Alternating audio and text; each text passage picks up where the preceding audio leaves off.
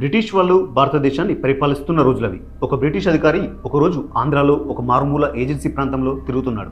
అనుకోకుండా అతన్ని ఒక భయంకరమైన విషసర్పం కరిసింది. దగ్గరలో ఎలాంటి హాస్పిటల్ సదుపాయాలు లేవు. ఆ బ్రిటిష్ అధికారికి ఒళ్ళంతా చెమటలు పడుతున్నాయి. క్షణాల్లో పరిస్థితి మారిపోతుంది. నాలుక బరువై మాట తడబడుతుంది. శరీరం రంగు కూడా మారుతుంది. అది గమనించిన గిరిజనులు కొంతమంది చుట్టుపక్కల ఉండే పసరు మందులు తీసుకొచ్చి పాము కాటు వేసిన చోట కట్టుకట్టారు. కానీ ఫలితం లేదు. తాను మరణానికి దగ్గరవుతున్నాడని, చనిపోవడం ఖాయమని చుట్టుపక్కల ఉన్న వాళ్ళందరూ అతను బతుకుతాడన్న ఆశ వదులుకున్నారు. సరిగ్గా అదే సమయానికి అక్కడికి ఒక వ్యక్తి వచ్చాడు. మీరేం భయపడకండి, అతన్ని బ్రతికించే బాధ్యత నాది అంటూ ఆ వ్యక్తి పాము కాటు వల్ల నోట్లో నురగలతో చనిపోవడానికి సిద్ధంగా ఉన్న ఆ బ్రిటిష్ అధికారి చెవిలో ఏదో చెప్పాడు. పాము కాటు వల్ల రంగు మారిన శరీరం కూడా కొద్దిసేపటి తర్వాత మామూలు స్థితికి వచ్చింది. చనిపోతానుకున్న ఆ బ్రిటిష్ అధికారి కొద్దిసేపటి తర్వాత పూర్తిగా కోలుకున్నాడు. తన ప్రాణాన్ని కాపాడిన ఆ వ్యక్తికి రైల్వేలో ఉద్యోగం కూడా ఇప్పించాడు ఆ బ్రిటిష్ అధికారి. ఇదేమీ సినిమా స్టోరీ కాదు, ఒక యథార్థ సంఘటన. ఆపద్బంధవుడిలా వచ్చి ఆ బ్రిటిష్ అధికారి ప్రాణాన్ని కాపాడిన ఆ వ్యక్తి పేరు పాముల నరసయ్య.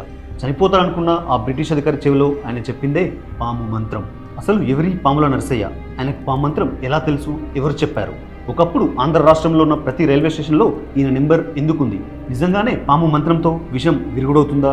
పాము మంత్రం గురించి, పాముల నర్సయ్య గురించి రీసెర్చ్ చేసిన జపాన్ సైంటిస్టులు చివరకు ఏం చెప్పారు? ఇలాంటి ఎన్నో ఆసక్తికరమైన విషయాలు ఈ వీడియోలో మీకు చెప్పబోతున్నాను. ఇలాంటి ఇన్ఫర్మేటివ్ వీడియోస్ మరెన్నో రాబోతున్నాయి. అవన్నీ మీ వరకు చేరాలంటే ప్లీజ్ సబ్స్క్రైబ్ వాయిస్ ఆఫ్ యోగి. పాముల నర్సయ్య గారి అసలు పేరు చెరకుములి లక్ష్మీ నరసింహారావు. ఆయన పుట్టింది పెరిగింది అంతా కూడా విశాఖపట్నంలోనే. ఈయన చిన్నప్పుడు గంగా స్నానం చేస్తుండగా అప్పటి శృంగేరి పీఠాధిపతి ఈ పిల్లవాడి మొహంలో ఉన్న తేజస్సుకు ఆశ్చర్యపడి అతడికి ఒక మంత్రాన్ని ఉపదేశించాడు. అదే గరుత్మంతుడి మంత్రం. దాన్నే గారుడి మంత్రం అని కూడా పిలుస్తారు. చిన్నప్పటి నుంచి పాముల నరసయ్య గారు ఆ మంత్రాన్ని ఒక తపస్సులా చేసి చివరికి మంత్రసిద్ధిని పొందారు. ఇక అప్పటి నుండి ఎలాంటి విషసర్పం కాటేసినా ఈయన వేసే మంత్రం శక్తికి ఆ విషం పూర్తిగా దిగిపోయి చనిపోతారు అనుకున్న వాళ్ళు కూడా బ్రతికిపోయిన సంఘటనలు ఎన్నో ఉన్నాయి. ఒకప్పుడు ఎలాంటి సదుపాయాలు లేని ఊళ్ళల్లో కూడా ఇలాంటి పాము మంత్రాలతో చనిపోతారు అనుకున్న వారిని కూడా తమ మంత్ర బలంతో బ్రతికించిన మహానుభావులు ఎంతో మంది. అలాంటి వారిలో నిస్వార్థంగా సేవ చేసి ఎవరి దగ్గర నుంచి ఒక రూపాయి కూడా ఆశించకుండా ఎంతో మంది ప్రాణాలని కాపాడిన వ్యక్తి ఈ పాముల నరసయ్య గారు.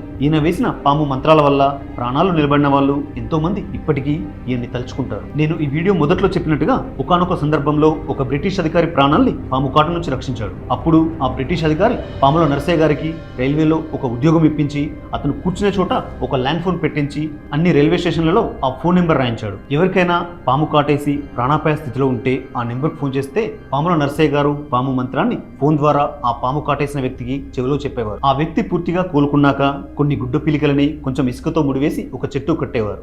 ఆయన బ్రతుకున్న కాలంలో ఈ ప్రాసెస్ ని కల్లారా చూసిన వాళ్ళు ఎంతో మంది. ఆ కాలంలోనే ఎంతో మంది సైంటిస్టులు ఈయన మీద రీసెర్చ్ జరిపారు. జర్మనీ సైంటిస్టులు అయితే దాదాపుగా 20 సార్లు ఈయనని జర్మనీ రప్పించుకొని మరి ఈ పాము మంత్రం ఎలా పనిచేస్తుందో తెలుసుకోవడానికి అనేక రకాలుగా రీసెర్చ్ చేశారు. చివరికి పాము మంత్రం పనిచేస్తుందని, అది ప్రాణాన్ని కాపాడుతుందని నిర్ధారించారు. ఈ పాము మంత్రాలు చాలా పవర్ఫుల్. అవి నిజంగానే పనిచేస్తాయి. వాటి వల్ల ప్రాణాల్ని కాపాడుకున్న వాళ్ళు ఎంతో మంది అని నమ్మే వాళ్ళు కొందరైతే ఇదంతా ట్రాష్ అంటూ కొట్టిపడేసే వాళ్ళు ఇంకొందరు. ఒకసారి ఈ పాము మంత్రాల గురించి నమ్మని వాళ్ళ వర్షన్ ఎలా ఉందో చూద్దాం. ఇండియాలో దాదాపుగా 80% స్నేక్స్ విషపూరితాలు కావు. అంటే కేవలం 20% స్నేక్స్ మాత్రమే విషాన్ని కలిగి ఉంటాయి. అందులో కూడా 50% డ్రైబైట్ స్నేక్స్, అంటే ఇవి కాటు వేసినప్పుడు ఎలాంటి విషాన్ని వదలవు. ఇవి కేవలం ఆత్మరక్షణకి, ఎదుటి వారిని భయపెట్టడానికి మాత్రమే కాటేస్తాయి. ఓవరాల్ పర్సంటేజ్ తీసుకుంటే ఓన్లీ 10% స్నేక్స్ కాటు వేసినప్పుడు మాత్రమే మనిషికి ప్రాణాపాయం, మిగతావి ప్రమాదకరం కాదు. ఈ విషయం తెలియక చాలా మంది పాము కాటు వేసిన వెంటనే అనవసరమైన భయం, ఆందోళన, చెమటలు పట్టడం, హార్ట్ బీట్ పెరగడం ఇలాంటివన్నీ జరుగుతూ ఉంటాయి. ఇలాంటి సందర్భంలో ఎవరైనా నీకు పాము మంత్రం వేశాను, విషం పూర్తిగా దిగిపోయింది, ఇంకా భయం లేదు అని చెప్పగానే ధైర్యం వచ్చి తిరిగి మామూలు స్థితికి వస్తారు. ఈ పాము మంత్రం వేసే వల్ల సక్సెస్ రేట్ నిజంగానే 100% ఉంటుందా అంటే లేదని చెప్పాలి. పాము మంత్రం వేసినా కూడా చనిపోయిన వాళ్ళు చాలా మంది ఉన్నారు. సరైన సమయానికి తీసుకురాలేదని, విషం తలకెక్కిందని ఇలా రకరకాల కారణాలు చెప్తారు. ఎందుకంటే వాటిని కాటేసిన పాములు నేను ఇందాక చెప్పిన ఆ 10%లోకి వస్తాయి. అవి పూర్తిగా విషపూరిత సర్పాలు. కొన్నిసార్లు డాక్టర్ల వల్ల కూడా వారిని బ్రతికించడం సాధ్యం కాకపోవచ్చు. కానీ ఒక 100 మందిని పాము కాటేస్తే అందులో 90 మందిని కాటేసిన పాములు పూర్తిగా విషపూరితాలు కావు. అలాంటి వారిని బ్రతికించి వాళ్ళు పాము మంత్రాల వల్లే బతికారు అన్న అపోహని సృష్టిస్తున్నారు అన్నది కొంతమంది వాదన. అయితే ఈ పాము కాటు గురించి తెలుసుకుంటున్న క్రమంలో చాలా ఆసక్తికరమైన విషయాలు తెలిసాయి. పాము కాటు వేసినప్పుడు వాళ్ళని బ్రతికించడానికి ఇచ్చే ఇంజెక్షన్లను యాంటీవీనం అంటారు.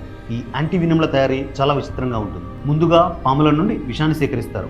సేకరించిన ఈ విషయాన్ని చాలా స్లోగా గుర్రాలకి కుందెలకి ఇంజెక్ట్ చేస్తారు. ఈ విషయానికి అగనెస్ట్ గా వాటి బాడీ యాంటీబాడీస్ ని ఉత్పత్తి చేస్తుంది. అప్పుడు ఆ రక్తాన్ని సేకరించి ప్యూరిఫై చేసి వాటి నుంచి యాంటీవీరం ని తయారు చేస్తారు. ఇలా సైంటిఫిక్ పద్ధతిలో తయారు చేసిన ఇంజెక్షన్లకు మాత్రమే పాము కాటేసిన వ్యక్తిని రక్షించే శక్తి ఉంది తప్ప మంత్రాలకు చింతకాయలు రాలుతాయా అన్నది చాలా మంది వాదన. ఏది నిజం ఏది అబద్ధం అన్న వాదన కాసేపు పక్కన పెడితే, ఒకప్పుడు ఎంతో పేరున్న పాముల నరసయ్య లాంటి వాళ్ళు ఒక్కో మంత్రానికి 10 రూపాయలు తీసుకున్నా ఆ కాలంలోనే కొన్ని కోట్లు సంపాదించేవాళ్ళు. కానీ నిస్వార్థంగా ఎవరి దగ్గర నుంచి ఒక్క రూపాయి కూడా ఆశించకుండా తనకు తెలిసిన విద్య ద్వారా కొన్ని వేల మందికి ప్రాణం పోశాడు. పాము కాటేసిందని ఆయన దగ్గరికి వెళ్ళిన వాళ్ళందరూ బ్రతికారు అంటే ఆయన మంత్ర విద్య గొప్పది అని వాళ్ళు నమ్మారు కాబట్టి. సైన్స్కి సనాతన ధర్మంలో ఉన్న నమ్మకానికి వెంట్రుకవాసలో తేడా ఉంటుంది. You must see in order to believe అని సైన్స్ అంటే you must believe in order to see అని సనాతన ధర్మం చెబుతుంది. సర్వే జన సుఖినో భవంతు.